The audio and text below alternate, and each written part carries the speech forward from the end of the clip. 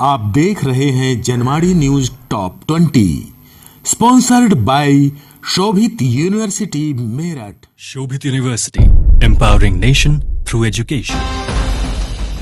नमस्कार, स्वागत है आपका जनवाड़ी डिजिटल न्यूज की दुनिया में। मैं हूं आपके साथ अजीत आनंद। आइए नजर डालते हैं दिन भर की खास खबरों पर। हरियाणा में खनन माफिया के गुर्गों ने डीएसपी पर चढ़ाई गाड़ी, छापा मारने पहुंचे सुरेंद्र सिंह की चली गई जान। हरियाणा के नूंह में खनन माफिया कानून की धज्जियां उड़ा रहे हैं। मंगलवार को एक खनन माफिया के गुर्गों ने डीएसपी सुरेंद्र सिंह के ऊपर गाड़ी चढ़ा दी। इस घटना में डीएसपी की मौके पर ही मौत हो गई। घटना गुरुग्राम से सटे नूंह जिले के तावड़ू थाना क्षेत्र के गांव पचगांव की है। बताया जा रहा है कि अवैध खनन की सूचना पर डीएसपी अपने हमराहों के साथ छापा मारने पहुंचे थे।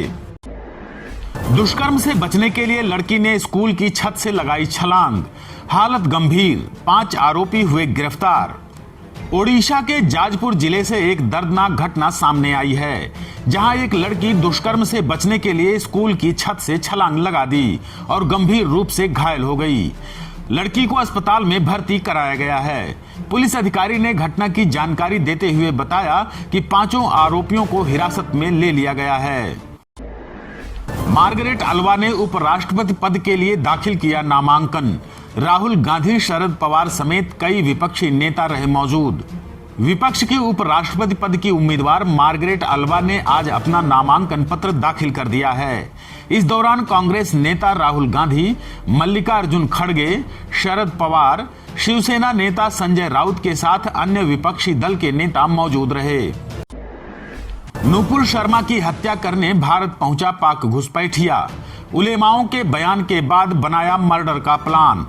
अंतर्राष्ट्रीय सीमा क्रॉस कर भारत में घुसपैठ करने का प्रयास कर रहे एक पाकिस्तानी नागरिक को बीएसएफ ने दबोच लिया है, जिसके बाद एनआईए समेत तमाम जांच एजेंसियां अलर्ट हो गई हैं। जांच में पता चला है कि वह नुपुर शर्मा को मारने के लिए भारत आया था। 24 वर्षीय रिजवान अशरफ पाकिस्तान के पंजाब स्थित बहाउद्दीन जिले का रहने वाला है।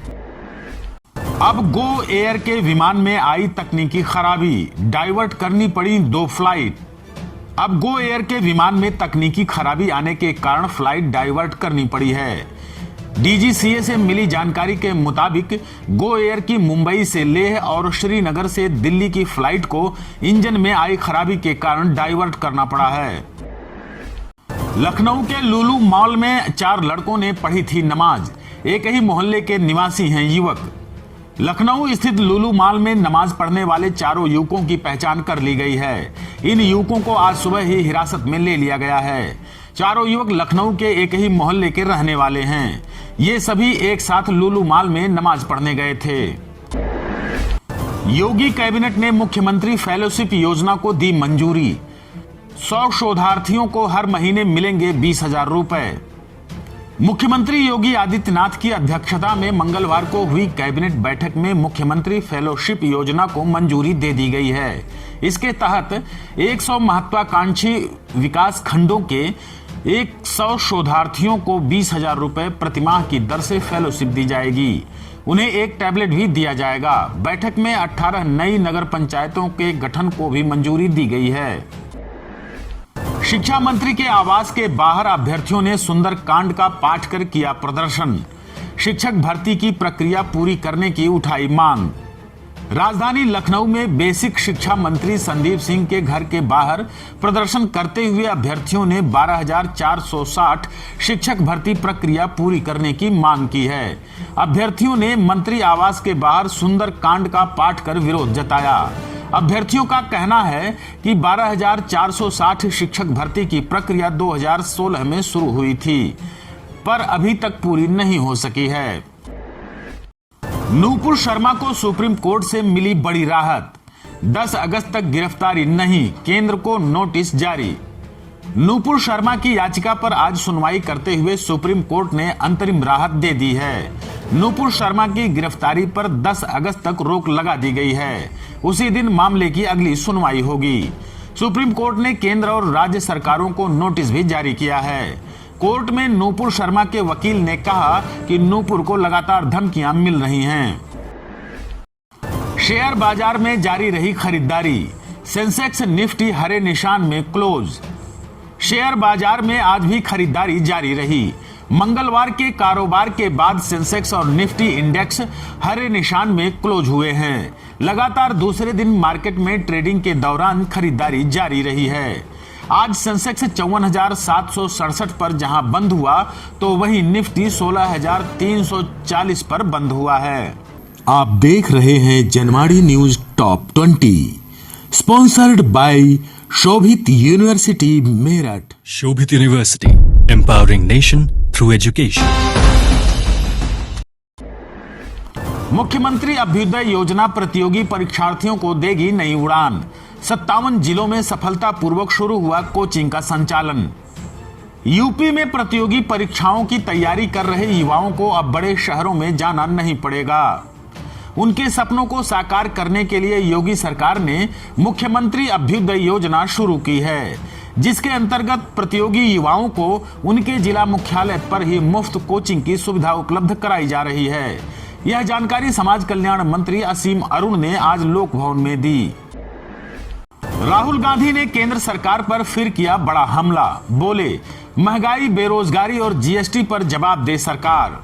महंगाई, बेरोजगारी और खाद्य पदार्थों पर जीएसटी को लेकर राहुल गांधी ने एक बार फिर केंद्र सरकार पर हमला किया है। उन्होंने ट्वीट कर मोदी सरकार से जवाब मांगा है और संसद में चर्चा की मांग की है। चीन ने तैयार किया है जासूसों का एक ग्लोबल नेटवर्क, दुनिया भर के देशों में चलाता है खतरनाक अभियान।